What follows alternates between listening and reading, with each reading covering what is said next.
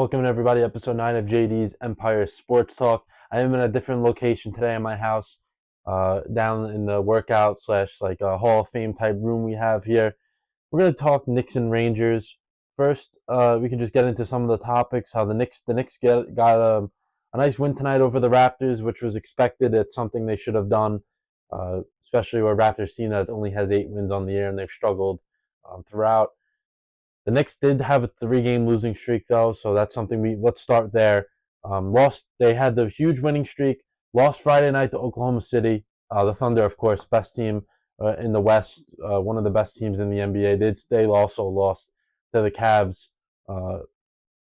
their last game, so they only have 6 losses, which shows how good they are. But the Knicks lost to them. Then they lost to the Bulls back to back, which I think everyone kind of expected, regardless of the outcome of the game against the Thunder. The next game against the Bulls, that the Knicks would have a tough time with that.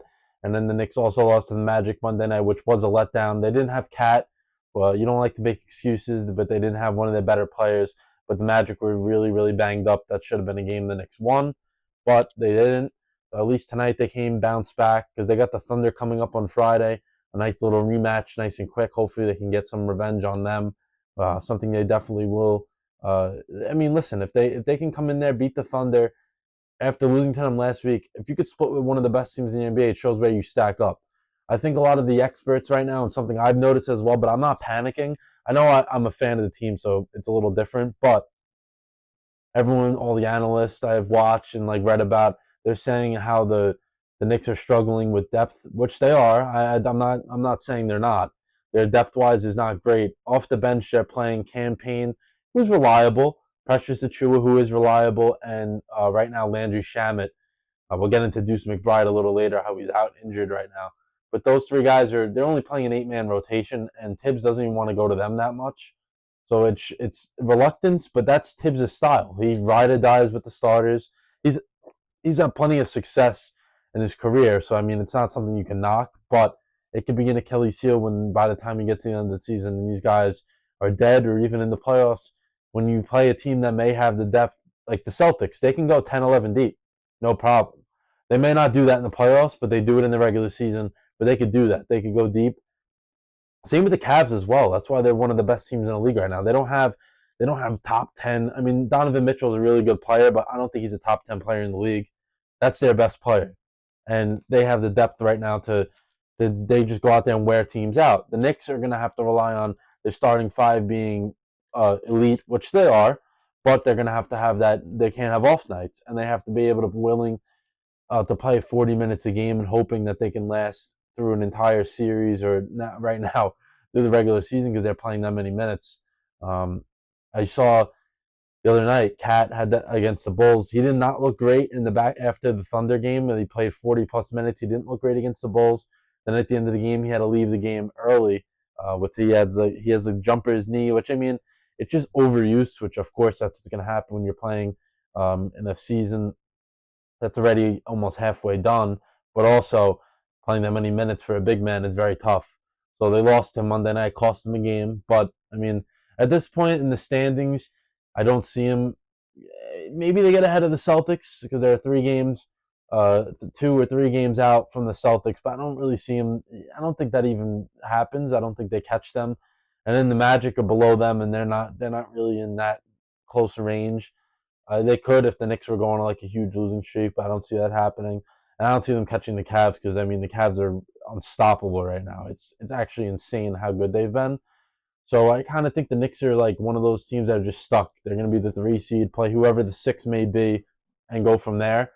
So I don't think we don't have to get over concerned about what Tibbs is doing or they're not this, they're not that. But I can tell you this, as a Knicks fan, I don't think they can win the championship right now.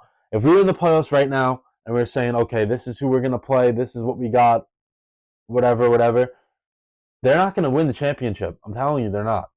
The last 2 years they got to the second round. I think this year, they're probably going to have to run into the Celtics in the second round. It could happen. We don't know. That I think they could beat the Celtics, but I don't know. It might be another second round exit. Right now, I think they're an Eastern Conference final team. regardless of who gets there with them. But I think they are an Eastern Conference team right now.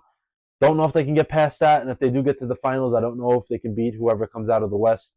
I mean, the Thunder, are like I said, are playing out of their minds, but they could easily lose in the Western Conference because of how good the West is. So we have to watch and see for that. But that's what I'm saying. Like, I really think that the Knicks are an Eastern Conference team right now. You never know. They can go out. Mitchell Robinson, I don't have much faith in him coming back early. Like, I mean, we're in January. He hasn't done a thing yet, pretty much. So I don't think he's coming back. And if he does, it's going to be late, and he's not going to be very effective, I don't think. So if I were the Knicks, I would try to go out there and trade for a big man center that's in a situation that's not great. I mean, one name that's come to mind, Jonas Valanciunas, who's played very good for the Wizards in his time. He's played for a bunch of different teams. He's a veteran presence as well. Maybe that could be the move because, I mean, you need to have the extra player off the bench. And I know in the regular season, you can go to 9, 10 deep. I know Tibbs doesn't like to really go to 10. He did in the beginning of his Knicks career as a coach here and kind of settled in on that 9-man rotation, which is good because you can always have a starter out on the court. Not a bad thing at all. But I think Valanciunas coming in possibly can shoulder the load of Towns, maybe even playing them both together, giving other guys breaks. You can make it work. You can definitely make it work. Even if Mitch Rob comes back, you can make that work as well. I feel there's never an issue with having too much talent on a team. Never know when someone may get injured. And you never know. Like, you never know what can happen. Talking about injuries, I know I mentioned it. Teased a little bit in the beginning. Deuce McBride has been out with a hamstring injury since I think it was December 30th. So that second game against the Wizards. He's been out for over a week now. I'm a little concerned with the hamstring because those are tough, really tough injuries to withstand. So I'm hoping he can be back soon because they definitely need his presence off the bench. I mean, he gives you 10 a night easily, usually more, but he can give you that 10 points easy off the bench, give Brunson a break, and you really won't miss a beat. Defensively, he's one of the best on the roster, most likely. I mean, I'm not knocking the other guys, but Deuce he's developed a lot since he came out of the draft for the Knicks. So I think that if they get him back, that can help them as well. Play that 9-man rotation that Tibbs trusts because I know, like I gave that shout out to Kolek last week. He hasn't really played since, like meaningful minutes. So hopefully McBride comes back because Kolek won't get those trusted minutes from Tibbs. I mean, we saw in the Thunder game one of the starters looked dead in the second half, and he was resisting to go to really anyone off the bench. So especially Kolek, he wouldn't have done that. I think one other thing that they've struggled with recently, I mean, teams do this all the time. I'm a St. John's fan as well, which I could definitely make future episodes about them. But just to get the analogy here, St. John's, they're a really good team this year, doing well in conference play, but cannot shoot from deep. Like, they stink. Like, I'm going to be honest, they're not good from deep. They make it work. In the NBA, the Knicks right now, they're struggling from three. The past 2 weeks or so, they don't really. There's no set in stone answer as why that's happening. I mean, they shot better tonight, 12-33, whatever that percentage is. They did shoot better tonight, but I think teams that are hot, they're going to be hot. When they're not, they're not. Like, there's no formula to that. So I'm not too concerned as to why they're not shooting well from three. I mean, that's something I think that can flip in a game or two. They can be coming back up as they're one of the best 3-point shooting teams in the league. I mean, that's not. I wouldn't be concerned. I know there's a lot of people telling me that they're concerned about that. I wouldn't be. Trust me. In the NBA and as a whole, like, I don't know. I feel like one of the Knicks are a team that you shouldn't be worried about too much, especially when we get into the other side of MSG, the hockey team, the Rangers. I mean, I would be content with the Knicks. Trust me. I understand where people are coming from, that they're a little worried as, oh, they're not going to be a championship team. You never know. Go out there and make a little trade. You don't have to give up too much. Shore up the depth on the team. It can happen. I mean, also, listen, these starters are playing really good with each other. We saw tonight, Brunson at 13, OG steps up with 27, Cat with 27 as well. Doesn't matter. They're going to win the game. And they're still getting to learn each other. We have to get this. They're not even halfway through the season yet. By the time by March, April, when the playoffs are rolling around, that'll be their best game. And if it's not, then they're not going to go far. But that should be their best chemistry building thing when they get to that point in the season. I know rest of January, very nice schedule. Teams are tough, but most of it's at home. 10 games are left in January. I just wanted to get this right because when I read that, when I read this, what I'm about to say, I was like, whoa, that's not possible, but it is. 10 games left, like I said. The furthest trip is in Philly. They only have 2 road games. One is Brooklyn. I wouldn't count that as a road game because Knicks fans always show up. Hopefully, I'm trying to look to get to that game. If all goes well, I would hope to be there. It's a Tuesday, January 21st. And the other road game is against Philly, not far. Don't need to take a plane there at all. So the Knicks don't have to go on a plane for the whole month of January. That's very good for the team.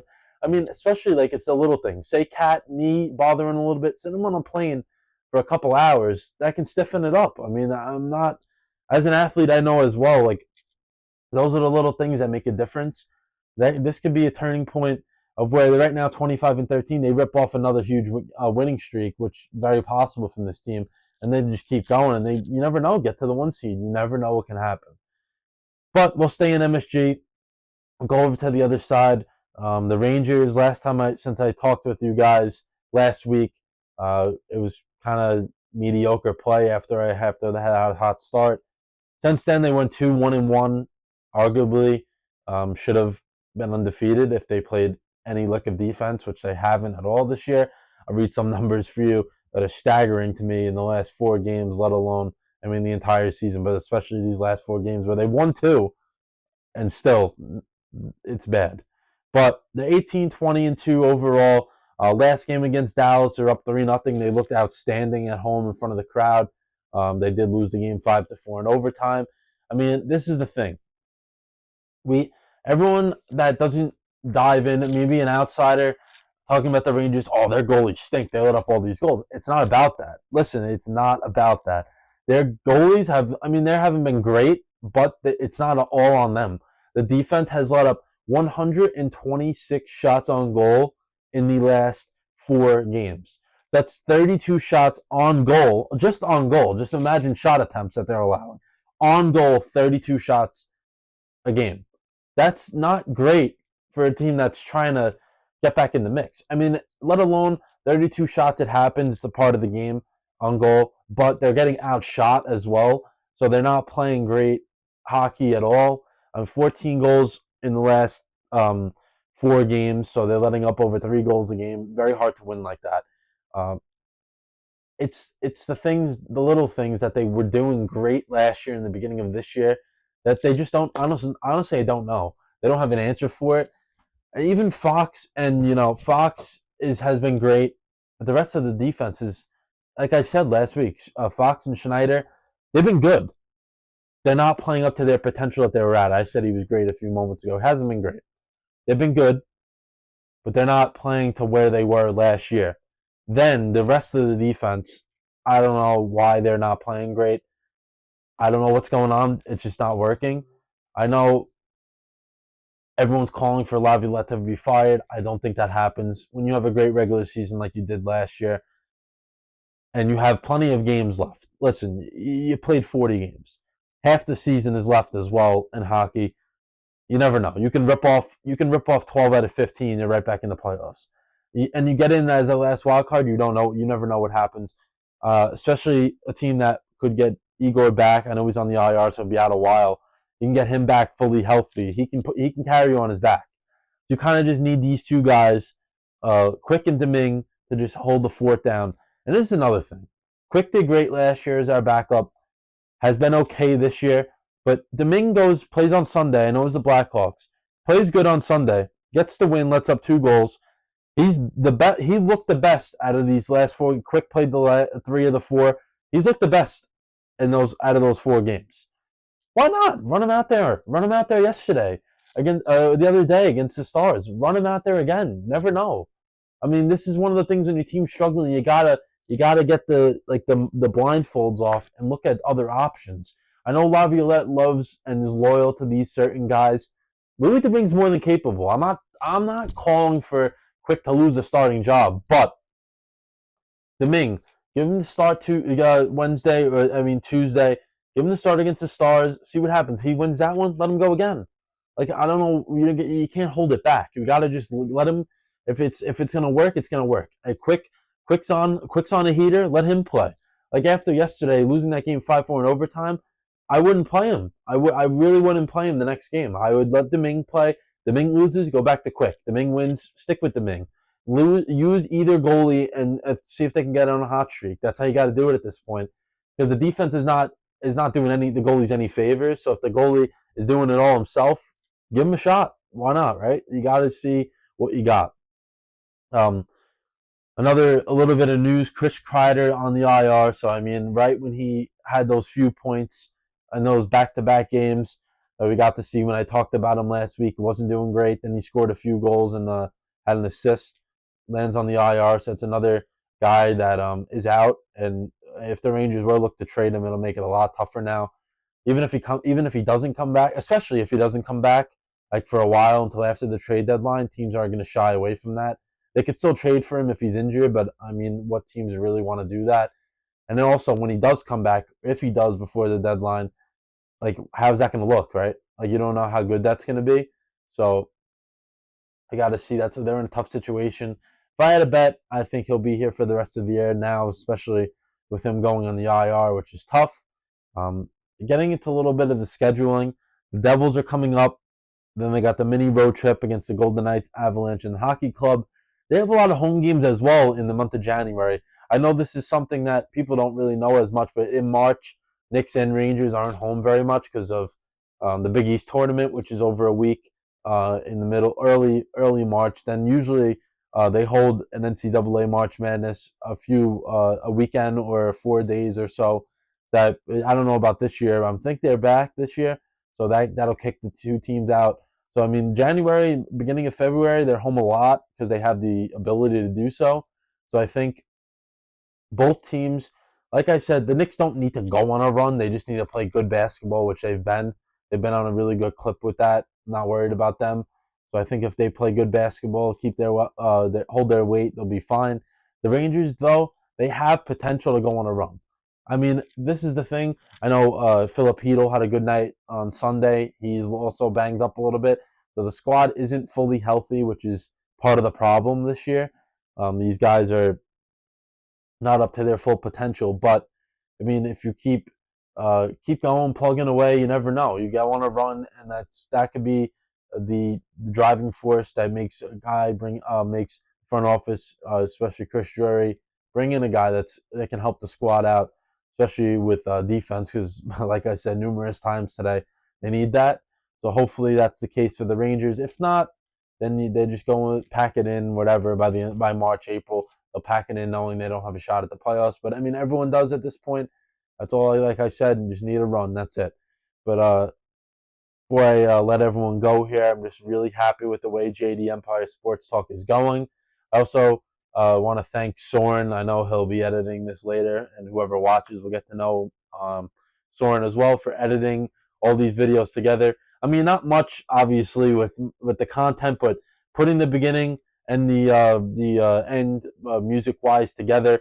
Also, with those beginning episodes when I had those Zoom interviews, that was a lot of tough work that he had to go through, and he did it, which I was very thankful for, um, helping this come about. Also, I know some of you know I'm with the He Knows Ball podcast as well. I will still be doing that virtually as well. So hopefully, if you guys enjoyed that, we'll be back next week. I know Monday we're having our first episode back from break, so all the boys will be back together. I'll be from afar, but I will be back on there. We may be doing things a little differently, so stay tuned. But for this JD Empire Sports Talk, get those followers up for me on Instagram and TikTok. If you know someone that likes sports, regardless, even if you don't follow, maybe tell them to follow the page. Send them one of the videos. I know we're getting a lot of views for the Jets episodes with Ryan, who will be back next week. We'll probably be talking Jets. I think he'll be on twice next week because we'll see how the college football playoff goes and other things. He may be on twice next week or the week after. We got to see how we can plan that out. Also, this will be up soon, of course. You guys, once you see it, you'll know it's up.